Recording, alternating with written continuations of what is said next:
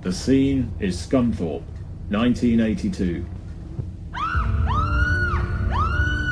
Rudetto Point, the world's tallest building, is suddenly shaken by a huge and terrible explosion. The worst possible disaster has happened. There has been a terrible earthquake 100 floors up that has trapped over 300 people.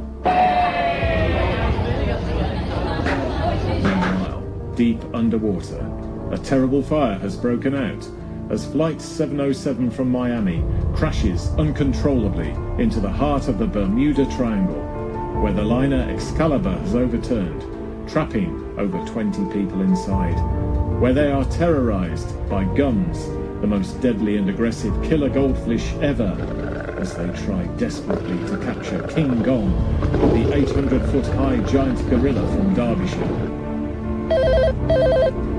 Chris Woodbine plays the architect, and Paul Muir plays the fire chief, who tackled the 35-foot killer shark, while Fred Smith plays the shark hunter, who tackles the terrible earthquake 30 stories up.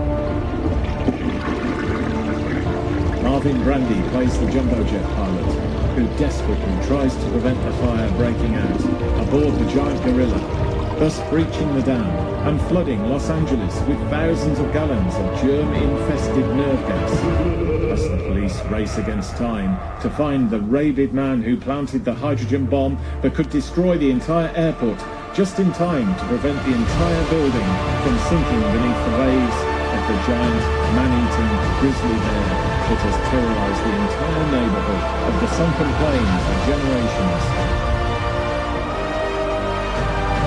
All this and more in Towering Earthquake 77. Towering Earthquake 77.